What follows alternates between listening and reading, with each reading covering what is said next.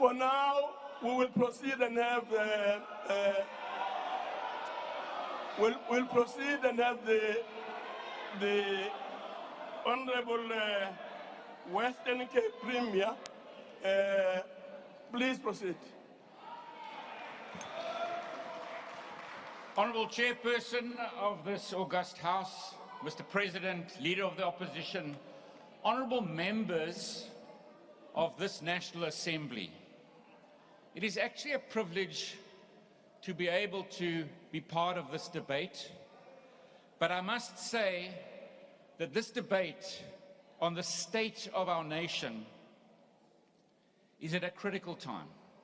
Our nation is actually in a disaster. Not only a declaration of disaster, but so many components of our society are absolutely in a state of disaster. I'm only going to focus on two things in this debate. I want to focus on the energy crisis. And I'm going to start off by, Honourable Minister and the Presidency, putting some numbers on the table, some facts. You called for the facts. It has been over 5,500 days since South Africa first experienced rolling blackouts in our country. It has been almost 3,000 days since the then Deputy President, the now President Cyril Ramaphosa, was made responsible for the Eskom war room. Nearly 3,000 days. Remember that number.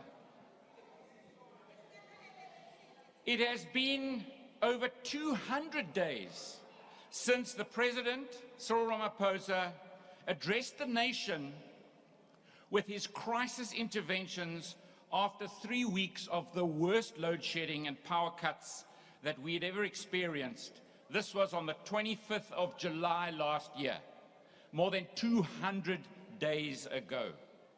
We have had 167 days of power cuts since September 2022, only 2 days without rolling blackouts across our country.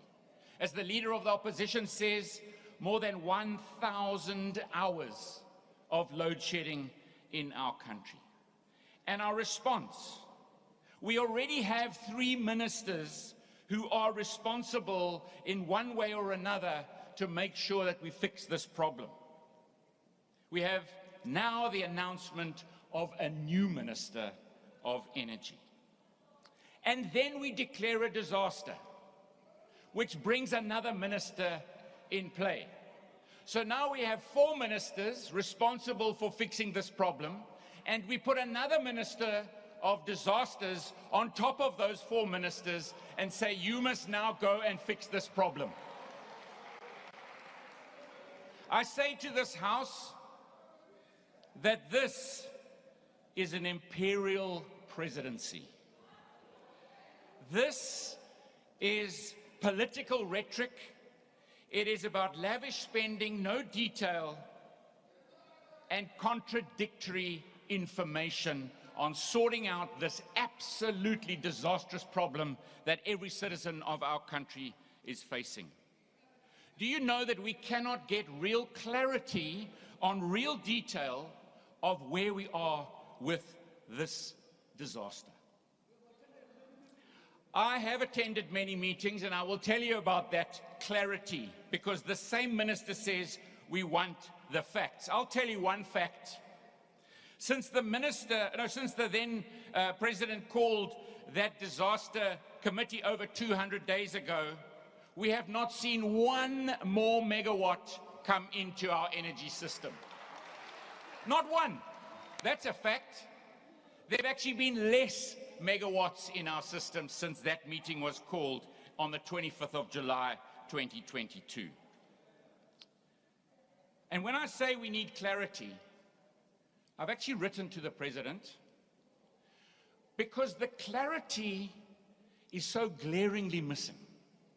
If you go to the PCC and you see what is said there, where they say up to 8,822 megawatts will be brought in this year into our energy provision. I'll say that again, 8,822. But when you start interrogating the 2023 8,822 megawatts, the first thing that comes into that mix is 1,621 megawatts from our neighboring countries. Don't we sell power to our neighboring countries? Are we going to send it to them and then get it back? So far, we're hearing that it's not 1,625, but it's maybe 300. Let's talk about the Kusile component of that 8,800 megawatts. That's 2,880 megawatts. The 2,880 megawatts comes from Unit 1, 2, and 3 of Kusile plus Unit 5. Now, if you know anything about Kusile, you'll know Unit 5 is only coming online next year, and when it comes on, it's got to be trialed first. So that's not this year, that's next year. We also know that Unit 1, 2, and 3, and I didn't get this from my letter to the President, I got this from my own meetings, myself going to look for myself, to find out for myself. Those 3 flues, of which the one is totally collapsed, are filled with a build-up inside, one could call it soot, sometimes up to 60 centimeters thick. To solve that problem is at least, from the professionals, 10 months. At least. That takes us to the end of the year. How on earth are we going to get those 3 units back in? So every single detail that's been put on the table is rubbish. How are we supposed to work with that, Mr. President? I also want to say that the urgency that we're hearing now is way too late. Way, way too late. Can I also say to you that now 5 days after the SONA and declaring a disaster to sort out this emergency of power production in our country, we have not seen the regulations yet. And that is actually where the problems lie. If we don't get the regulations right, the whole thing will fail. But I can also say to you that this province will play its part. We've already started putting forward our comments on the regulations. I also want to say one other thing that was said from this podium today about how we're going to solve this problem, and we spoke about the Eskom debt. Here's a fact, Minister. The fact is, we are going to take that debt and remove it from Eskom, so-called write it off. And what will we do? We'll add that debt back on to the debt carried by the citizens and the taxpayers of this country. So those that are paying their electricity are now going to have to pay the debt of everyone else who hasn't paid their electricity. That is totally unacceptable. That's a fact, Minister. Where is the urgency, I ask, to the government of this country? You know that on the 24th of February last year, almost a year ago, there was some colonization taking place in the Northern Hemisphere. The Russian government invaded the Ukraine nearly a year ago. And what was the consequence of that illegal war? The consequence was an energy crisis in another part of the world, in Europe, because Russia provides gas to much of Europe.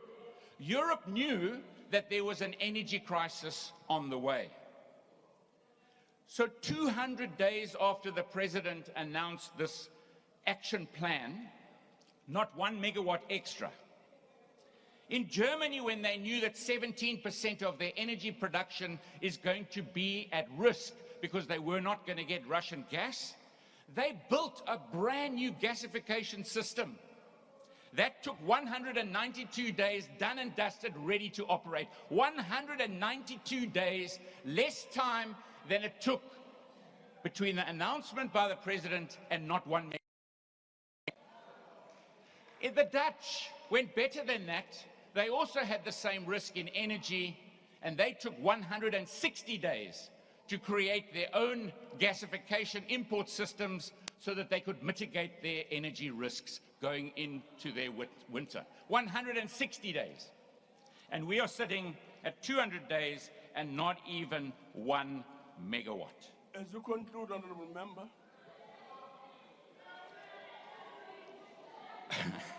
I now need to conclude, and I haven't even spoken about safety or murder. Do you know, Chair, that wasn't mentioned by the President? The 18.7% increase in murder in the Eastern Cape of 4,407 people last year, the 5,570 people murdered in Gauteng, the 6,495 people murdered in KZN. Your time is up. And the 4,109 people murdered in this province. That minister never said a word about it, and neither did that president, and that minister must go. So must this ANC government.